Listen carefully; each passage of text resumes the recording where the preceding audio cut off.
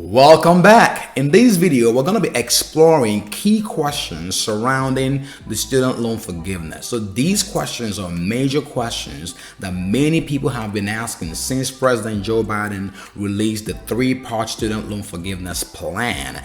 And remember, this plan does not just include forgiving the student loans. It also includes overhauling or modifying the student loan system. So the goal of this video is to bring you the answers to your questions on student loan forgiveness. Hopefully this clarifies your doubts or clarifies the confusion that is surrounding the student loan forgiveness. And these responses or answers are going to be coming straight from the Department of Education. So none of these are my responses. I'm bringing you this from the source.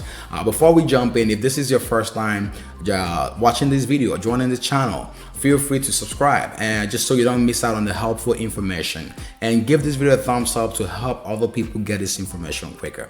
So we're gonna dive into this. I'm gonna be doing my best. I have this pulled up on my laptop, so I'm gonna be doing my best to provide you the key answers, like I say, to these key questions, right? The answers, the responses to these key questions. And I'm gonna start with the first one, right? The first one is, who qualifies for the $20,000 student loan forgiveness? Now, we've heard $20,000, we've heard $10,000. What is the difference? The difference here is, if you went to college on Pell Grants, you get $20,000 in total debt forgiveness. Now, if you got federal student loans and you did not go to college with a Pell Grant, that means that you are going to be eligible, or that you are eligible for up to $10,000. That's it. So that's the $20,000 versus $10,000. Now, the next question here is, are all loans eligible for the forgiveness? Here's the thing, it's strictly those who have federal backed loans. So federal loans, right? If you had private loans or loans from private institutions or lenders, unfortunately, those loans do not qualify for the student loan forgiveness plan by President Joe Biden. So hopefully that clarifies that part of the confusion, because many people have been asking this question. It is only for student loan that's federally backed. Okay, next up here is, are current students with loans eligible for forgiveness? Okay, so not every student with student loans are eligible for forgiveness, right? The start or the cutoff date for this is July 1st of 2022. So if you got your loans before July 1st of 2022, your loans are eligible to be forgiven, provided that they are federal student loans. Now, if your loans came after July 1st of 2022, this summer, basically, you don't stand a chance of being forgiven according to the plan as of today, unless this gets modified. So hopefully that makes some sense. The next question here is a big one. How can I apply for the student loan forgiveness? This is what everyone is asking. Now, the plan was announced.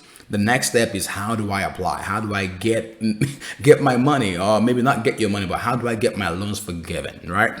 So currently, you can't apply as of today, as of the time of this video, August 29th, August 30th, right?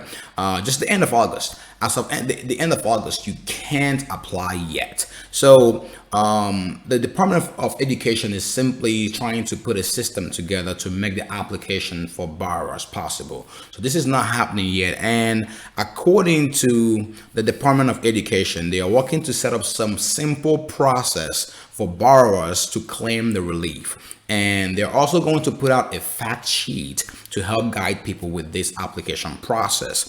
So it's expected to be available by the time the pause of the federal student loan begins. Remember, this three-part plan by President Joe Biden also includes the pausing of the repayment of the loans, or deferring the student loan payment up until December 31st of 2022. So December 31st of 2022 is the time that the grace period extends up to. So hopefully the Department of Education is hoping to have the system, the application process put out before then. So expect something before the end of the year. Now, when it comes to income limits, that's the next question. How much income? What's the cutoff? So if you are single and you make above $125,000, you will not qualify. Now, if you are married and you file together and you have a household income of $250,000, you qualify, right?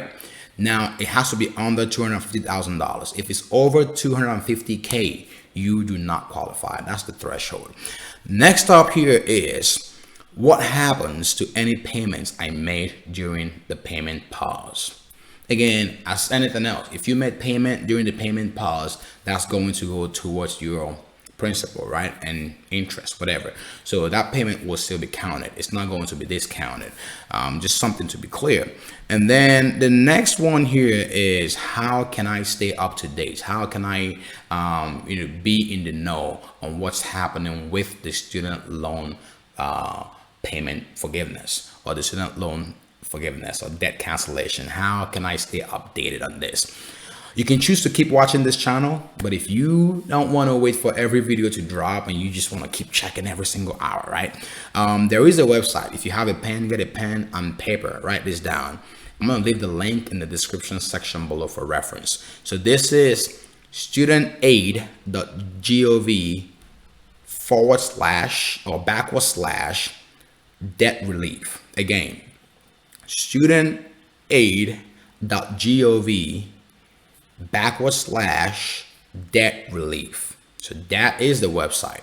That's where you can go to check the status of the whole student loan forgiveness plan. That's if you want to get notifications when the application will be available. You can go there and sign up to receive alerts for when the student loan application for forgiveness opens up.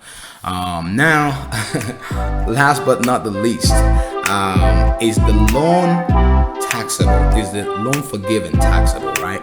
This is a big question. Normally, ordinary debt forgiveness gets counted as, taxable income. But in this case, the federal student loans that will be forgiven under President Joe Biden's plan are not going to be taxable. And this is according to the memo that was put out by the White House during the announcement of this plan. So you don't have to be worried about this counted towards your income, because it will not be taxable. So I hope that makes sense. Now, just a bonus question here, right? Most people have been asking about this, and it is, what happens with my payments if I'm not eligible for forgiveness, or the forgiveness doesn't cancel my debt? I've seen in the news, I've seen some record, or I've seen some memo out there that they are trying to include, the Department of Education is trying to include other people who have some type of federal loans that are not directly federally backed. So this is a little bit tricky. So if you have federal loans that are commercially backed or something like that, so basically just understand it as they're trying to include more people, and this should impact roughly 5 million people. So some possible modification will happen, but generally speaking, if you are above the income threshold or this doesn't apply to you, maybe you have private loans, just know that there's, you just got to keep making your payments as usual, and your payments are going to begin, the deferment begins or ends by the end of the year. So your repayment or your payment, of your loans should be able to get restarted by January 1st of 2023. So you do have a grace period at least to help you save up and get back on your feet financially. Again, guys, if this video was helpful, if this was a helpful Q&A, if the questions you had were answered, give this video a thumbs up. And if you do feel like you do have some more questions, you can put it in the comment section, and I'm sure we're going to do our best to bring you the right responses. And if you do have answers to the questions, let us know in the comment section below. Thank you for watching. See you in the next one. Stay safe.